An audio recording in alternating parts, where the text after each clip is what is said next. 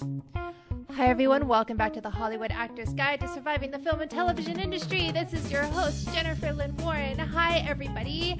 I was on We Audition. I know we are sponsored by We Audition, on there all the time. Not as much as I used to be. I try to get on there 1 or 2 days a week these days. But I was working with an actor.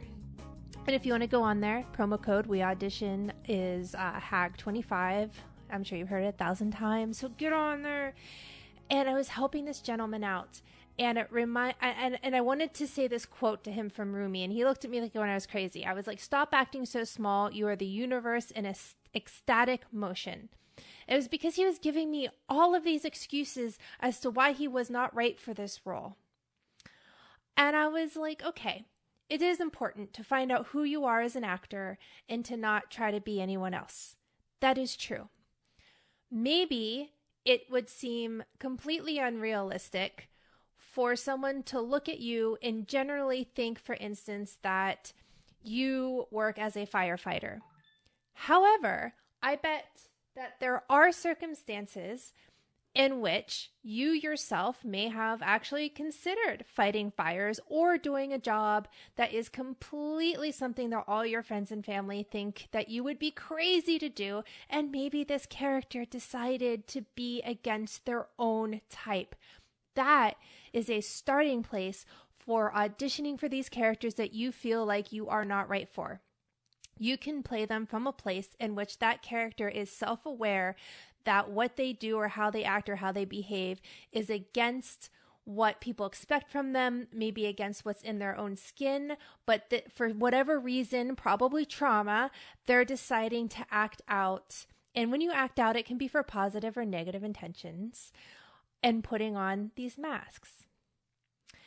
I wish I could remember the name of the casting director who said this, but I was once told that the one thing we dislike about ourselves the most is the one thing that will help us book work. Oh my goodness, they were so right. Being ourselves is the one thing we have that no one else does. No one can walk into an audition room and be you, and if you are what they are looking for, you don't want to disappoint. And I get it. We all want that role where we can disappear into the character and even our intimate partners don't recognize us. But that is not where we get to start. Except maybe the theater. But we're mostly here for film and TV, right? So that is not where our work begins. And that is not what is going to pay our bills for some time. I want you to think of your favorite actor. Now, think of the reasons why you love that actor so much. What is it about the characters they play that makes you want to see more? Or me, like I can watch Anthony Hopkins do anything. But I've realized is that his characters, sorry, I should have turned my phone off. That's my agent. She can wait a second. I know what she wants. It's not an audition, guys. Don't worry. It's not crazy. It's just I paid her some residuals today and I just want to make sure she got the money. Anyway, what I realize is that his characters have all have this internal monologue when you watch Anthony Hopkins. There's always something going on in his mind. And we want badly to know what it is.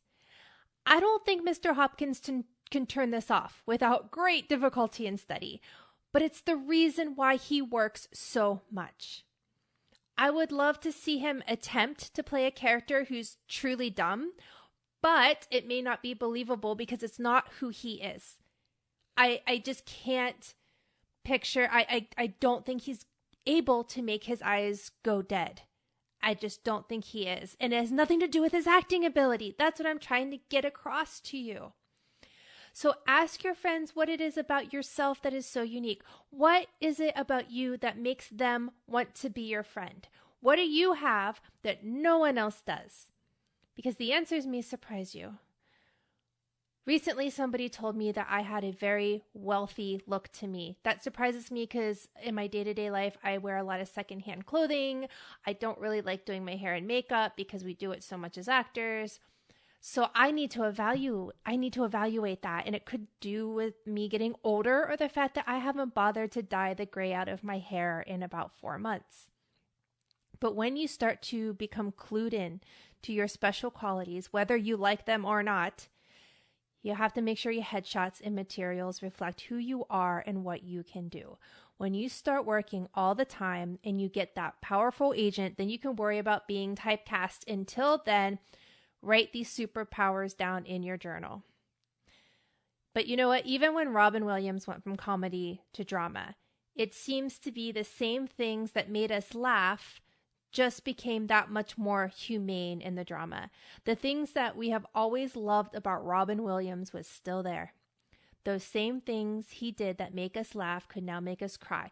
Don't try to be who you are not. I guarantee who you are is so much more interesting. It's also less tiring and will bring you more joy when you love who you are as an actor and a human being. I was asked a question earlier about being a purpose, about needing purpose to work as an actor. This actor was like, I feel like, actors are like, oh, I want to change the world through storytelling. And they were like, I just want to act. Why do I need this big purpose? So maybe, maybe you don't need a big purpose to your acting. But however, I am attempting to help you navigate this industry with more joy. And a purpose can help give you that. I also believe it can make your performances so much more interesting. When your performance is affected by purpose, an intriguing vulnerability can happen. Thank you so much for tuning in, everyone. Break a leg out there, and remember, you are not alone.